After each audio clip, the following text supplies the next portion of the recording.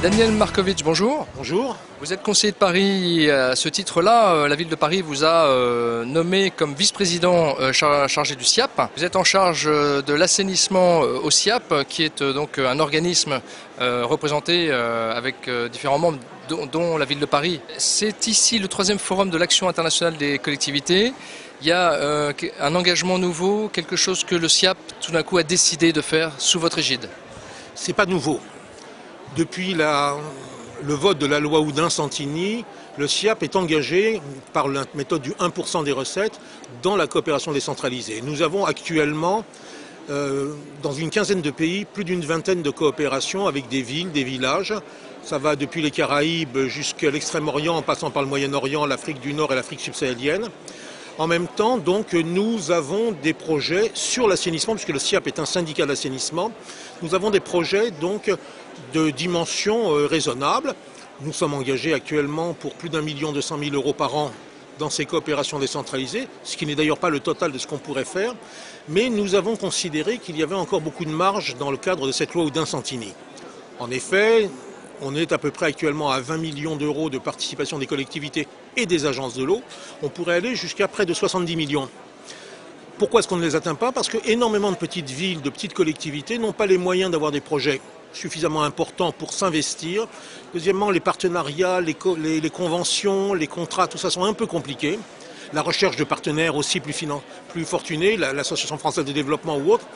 Et donc, ce que nous proposons, lorsque nous avons des projets, c'est de découper ces projets en tranches et de les proposer à d'autres collectivités pour des parties individualisées, tout à fait quantifiables, et que la collectivité pourra suivre, voir l'équipement d'une famille ou d'une concession dans un village.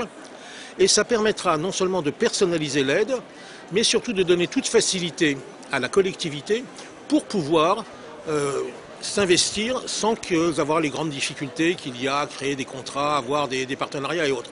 Alors il y a la possibilité de se lancer, il y aura la possibilité, parce que ça se fera à partir de la rentrée, de se lancer sur du matériel, sur du technique, mais je pense aussi que la relation humaine est plus importante. Et donc nous proposerons également que lorsque nous recevons en France des techniciens, des ingénieurs que nous formons dans nos centres de formation, venus de l'étranger, je pense en particulier aux Palestiniens actuellement, eh bien nous pourrons proposer par exemple qu'une collectivité soit paye le voyage, soit les héberge, et crée ainsi du lien d'homme à homme pour connaître la problématique des gens sur place.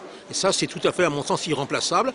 Ça permet à des villes qui n'ont que quelques centaines d'euros à mettre de pouvoir s'investir aussi dans un partenariat en coopération décentralisée. Si je vous comprends bien, Daniel Markovitch, chacune des communes ou des collectivités françaises pourront se greffer sur un projet à hauteur de leur dimension économique et financière. Alors, sinon française, du moins francilienne, parce que le SIAP est un syndicat d'Île-de-France et il y a suffisamment de communes en Île-de-France pour pouvoir déjà faire pas mal de choses. Mais par contre, il y a des syndicats d'eau ou d'assainissement dans la plupart des grandes villes ou communautés urbaines. Et si notre exemple fonctionne, pourquoi est-ce qu'il ne serait pas repris par d'autres pour que chacun puisse le faire dans son coin? Alors ça commence quand cette initiative? On va mettre ça en ligne certainement à la rentrée, sur le site du SIAP.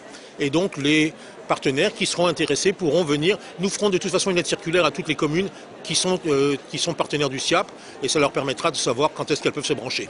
Ça repose sur une analyse préétablie, une étude de faisabilité déjà? De toute façon, ce seront des projets que nous prenons en charge et sur lesquels nous pouvons sectionner le projet en plusieurs parties pour pouvoir offrir justement ces tranches à nos partenaires. Et donc évidemment les collectivités d'accueil, si je puis dire, dans les pays qu'on va aider, Oui. Ceux avec qui on est solidaire, ils voient tout un intérêt. Alors, ils voient leur intérêt, d'abord parce que ça permet d'élargir le choix et le champ des partenaires, mais en même temps parce que ça crée du lien. Et je crois qu'il est très important que ce qui se passe dans les pays en développement soit connu du plus grand nombre. Voilà. Daniel Markovitch, merci beaucoup.